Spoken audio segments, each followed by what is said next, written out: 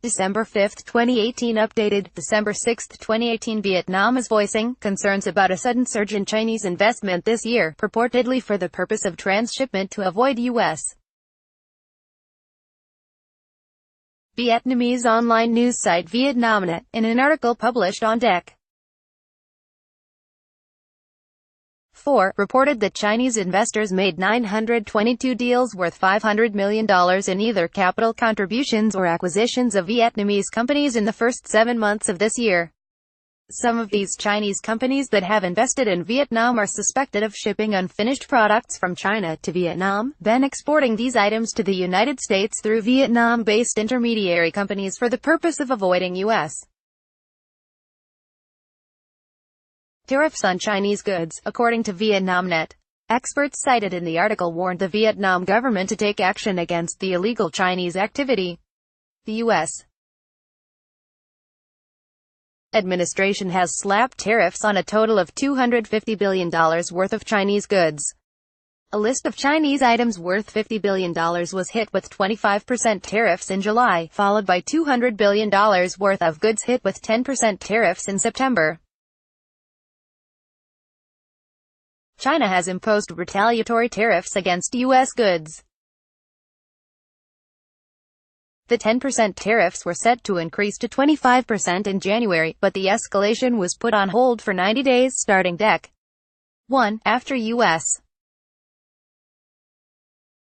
President Donald Trump and Chinese leader Xi Jinping held what the White House called a highly successful meeting on the sidelines of the G20 Leaders Summit in Buenos Aires, Argentina.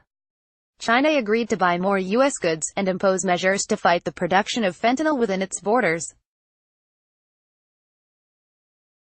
Trump has said he's ready to impose the originally scheduled tariffs if the two countries can't resolve their differences within the 90-day period. Nguyen Xuan Thanh, a lecturer on public policy at Fulbright University located in Ho Chi Minh City, warned that Vietnam needs to be cautious with the recent Chinese investment. If Vietnam is unable to prevent the transit of Chinese goods passing through en route to the United States, Vietnam may bear punishments imposed by the U.S., as in the case of steel that originated in China but exported from Vietnam. Thanh told VietNamNet. In December 2017, the U.S. Commerce Department imposed import duties on Vietnamese steel, after it found that China had sent steel to Vietnam to dodge U.S. anti-dumping and countervailing duties imposed in 2015 and 2016, a measure to counter Beijing's dumping of government-subsidized steel into the U.S. market. The Chinese steel would be minimally transformed, such as by coating it with zinc, then slapping on a new origin label.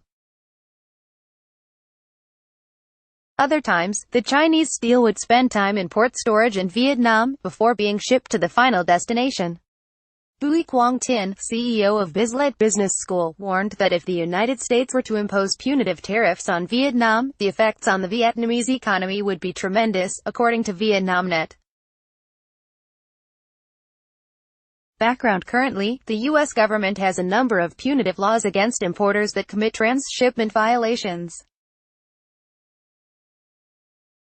Importers that falsify shipping origin labels can be criminally prosecuted for smuggling, fraud, and other offenses, according to a legal blog run by U.S. law firm Harris Bricken. Individuals found guilty of smuggling can be imprisoned for up to 20 years. Individuals or companies can also file qui tam lawsuits against importers for defrauding the U.S.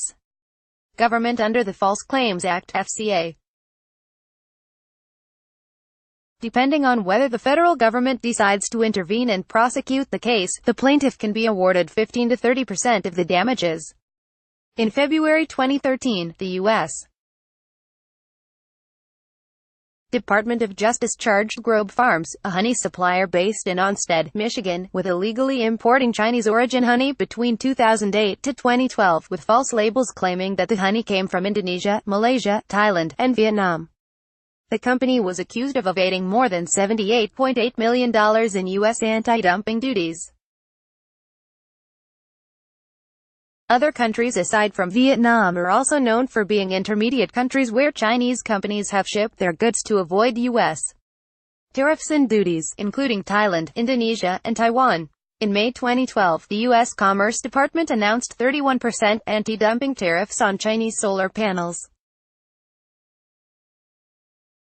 To avoid these tariffs, Chinese solar panel makers subsequently shipped their solar products to other countries, including Taiwan, before sending them to the U.S. market, according to Taiwanese media. In response to China's transshipment to Taiwan, in 2014, the Commerce Department slapped new anti-dumping tariffs on both Chinese and Taiwanese solar panels. Thailand trade officials announced in July that they would cooperate with U.S. customs representatives in Thailand to share information and curb attempts by Chinese companies to use that country as an intermediary for avoiding the most recent U.S. tariffs, according to a July 2018 article by Thailand's English-language daily newspaper Bangkok Post. Wanchai Veeravidya, Deputy Director General of Thailand's Department of Foreign Trade, pointed out that U.S. officials have expressed concerns about Chinese diamond saw blades, clothes hangers, and nails, currently subject to either trade war-related tariffs or other U.S.